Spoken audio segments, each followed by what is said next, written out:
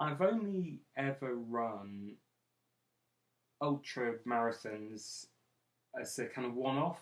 So I've done plenty of them, but I've only ever run, say, 50 miles or 71 miles just in one day and then being able to rest for days and days afterwards. Whereas this was going to be very different because we had to run on the Friday, the Saturday, the Sunday, and the Monday. I'm not sure there's any particular way of training for that, but what I found quite interesting, and I was quite surprised by, was that on the second day and the third day, I felt absolutely as fresh as a daisy. In fact, I felt exactly as I felt on the very first day. So I felt very, very fresh. I wasn't at all tired. I was just eager to get the job done and to enjoy every minute of the run. On the last day, I had a few aches and pains. Oh, actually, on the third day, I had developed a bit of backache going into the third day, and I guess that's a bit of compression of the spine from running so many miles over the previous 2 days. But it didn't give me too much grief, and it was only after the fourth day that I started getting a little bit more pain from that. So on the fourth day, I was quite tired. At one point, probably about half the way in, I really didn't have much energy. I felt really, really, really sleepy. But one of the friends who was running with us, Michael White, he gave us a Snickers bar.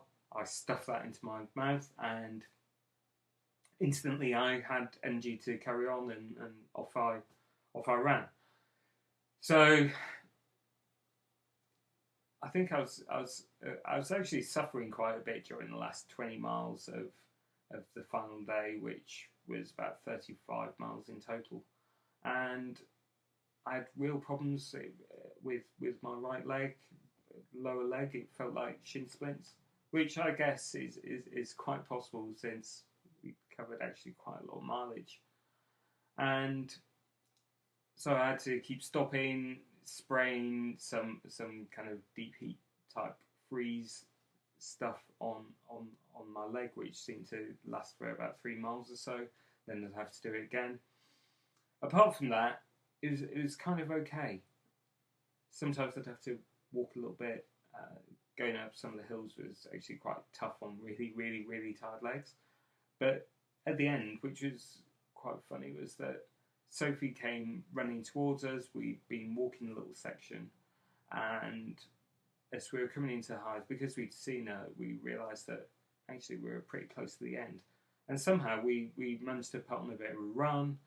Uh, I remember Keith coming up from the outside and behind and putting on a little bit of a sprint. Now Keith is a really fast runner, and I thought, actually, I think we're going to finish together here. So I ran as fast as I could, picking up speed all the time. So Keith went, I went, and Michael White also went, and we kind of stumbled across the line. I think looking at the GPS data, we're notching up certainly sub 8 minute miles, and at points we're hitting around 7 minute miles, which is pretty incredible considering we've been taking, I guess, 12, 13 minute miles on average over the rest of the mileage. So I'm not quite sure where the energy came from, but there you go. We had a great big group hug at the end, and that was it. Game over, done. Amazing epic journey.